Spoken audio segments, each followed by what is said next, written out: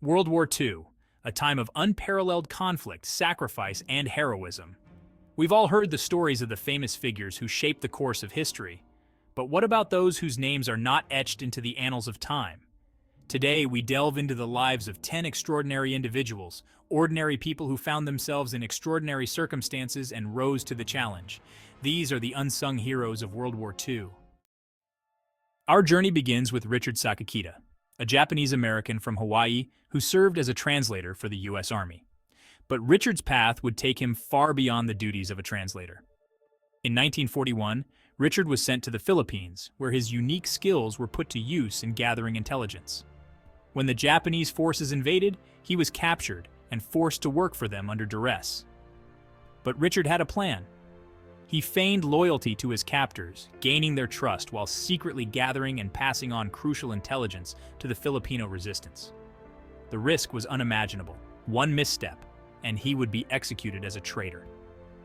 Despite the constant fear of discovery, Richard continued his work, even helping orchestrate the escape of several Allied prisoners. Eventually, he was arrested and subjected to brutal torture, but he never revealed the resistance's secrets. After the war, his story remained classified for decades and his contributions were largely unknown. Richard Sakakida's bravery and cunning are a testament to the quiet courage of those who fought in the shadows. In the hellish confines of Auschwitz, a young Slovak Jewish man named Rudolf Vrba made a decision that would change the course of history. Rudolf, born Walter Rosenberg, was one of the few who dared to escape the infamous concentration camp. In April 1944, after 2 years of enduring unimaginable horrors, Rudolf and his fellow prisoner Alfred Wetzler meticulously planned their escape. They hid in a woodpile for 3 days, with the knowledge that any noise or movement would lead to certain death. Once the Nazis stopped searching for them, they made their way through occupied Poland, traveling over 80 miles to reach safety. But Rudolf didn't just escape for his own survival. He was driven by a mission to warn the world about the mass exterminations happening in Auschwitz.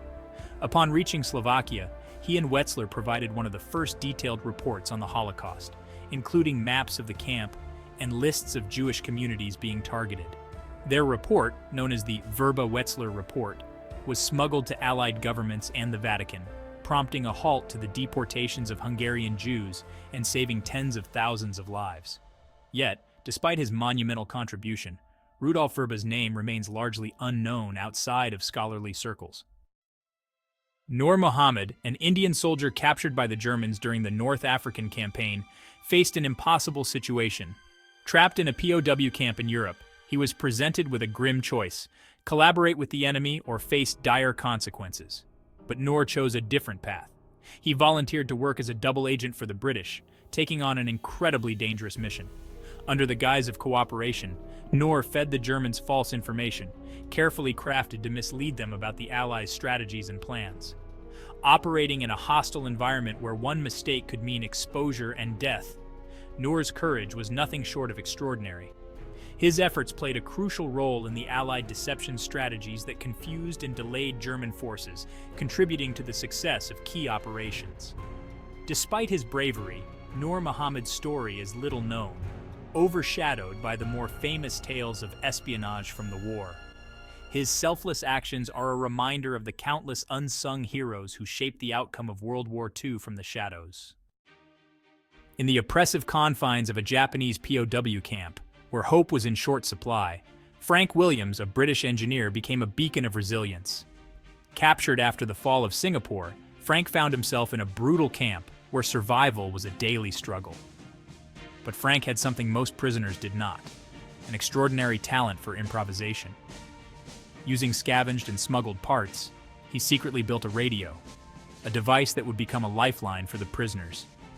Hidden away from the prying eyes of their captors, this radio brought them news from the outside world.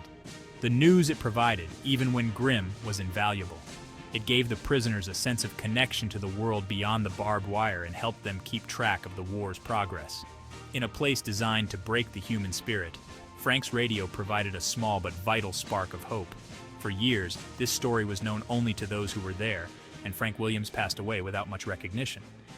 But the impact of his ingenuity and bravery lived on in the memories of his fellow prisoners. a testament to the power of resilience in the darkest of times.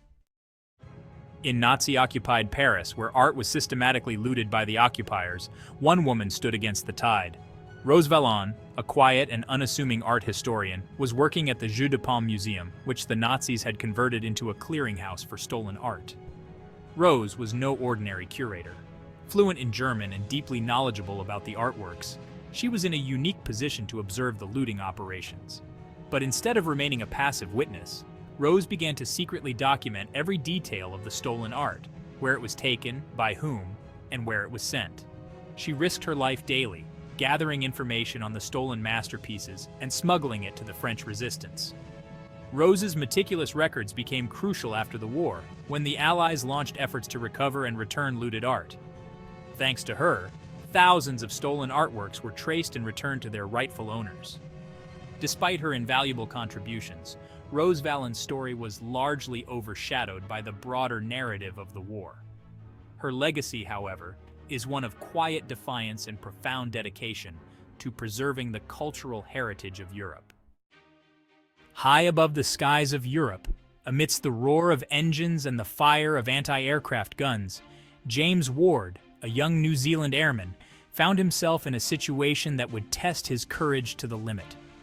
Serving as a pilot with the Royal Air Force, James was on a mission over Germany when his bomber plane was hit by enemy fire. The aircraft was ablaze, and the situation seemed hopeless. But instead of accepting defeat, James took an extraordinary risk. Armed with nothing but a fire extinguisher and a rope, he climbed out onto the wing of the burning plane at 13,000 feet, attempting to extinguish the flames. Balancing on the narrow wing, with nothing but the sheer drop below him, James managed to put out the fire and save the aircraft from certain destruction. His act of heroism allowed the bomber to limp back to base, sparing the lives of his crew. James Ward was awarded the Victoria Cross for his actions, but he would not live to see the end of the war. He died in a later mission, his bravery and sacrifice becoming just another footnote in the long list of wartime valor. In the shadows of the Lodz ghetto, a place of despair and death, Henrik Ross, a Jewish photographer, found a way to resist through his art. Officially, Ross was employed by the Nazi-appointed Jewish administration to take identity photographs for work permits, but unofficially, he used his camera to document the harsh realities of life in the ghetto. Under constant threat of discovery, Henrik took photographs that captured the human side of the ghetto's inhabitants, their struggles, their resilience, their moments of fleeting joy. He knew that these images could be his death sentence, but he continued, driven by a deep sense of duty to record the truth. As the liquidation of the ghetto loomed, Ross buried his negatives, hoping that they would survive even if he did not. After the war, he returned to retrieve them, uncovering a treasure trove of haunting images that bore witness to the suffering and strength of those who had lived and died in the ghetto. Henrik Ross's photographs are now some of the most poignant visual records of the Holocaust, yet the man behind the camera remains largely unknown. His work reminds us of the importance of bearing witness, even in the face of unimaginable horror. Anne Baumgartner, an American Army nurse, was among the first medical personnel to enter the Buchenwald concentration camp following its liberation in April 1945. As the camp was freed from Nazi control, Anne faced scenes of unimaginable horror, emaciated survivors, untold suffering, and the remnants of a systematic genocide. With courage and compassion, Anne tended to the survivors, providing medical care and comfort in a place where hope had been all but extinguished. Her experiences at Buchenwald were not just about treating wounds, but about witnessing the raw, unfiltered brutality of the Holocaust. Anne documented the conditions and the stories of the survivors, her reports contributing to the historical record and helping to bring attention to the atrocities committed. Her personal account of the liberation and the aftermath offers a poignant reminder of the human cost of the war and the resilience of those who survived. Despite her vital role, Anne's story has largely been overshadowed by more famous figures of the war. Her contributions, however, represent the quiet heroism of countless individuals who served with dignity and compassion in the face of overwhelming adversity.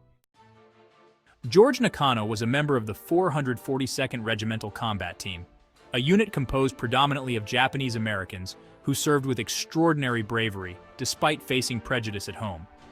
The 442nd, often described as the most decorated unit in American military history, fought valiantly in Europe, proving their loyalty through their service. George Nakano's story is a testament to the courage of these soldiers, who battled not only the enemy, but also the racial discrimination that plagued their own country. They fought in some of the fiercest battles of the European theater, including the rescue of the Lost Battalion in France, a mission that earned them the respect and admiration of their peers. George's personal experiences reflect the broader struggle of Japanese Americans during the war.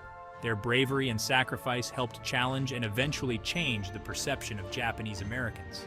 Yet their individual stories often remain overshadowed by the broader historical narrative. Christina Scarbeck, also known as Christine Granville, was a Polish-born British agent who operated behind enemy lines in Nazi-occupied Europe. Her life was a blend of danger, cunning, and sheer audacity.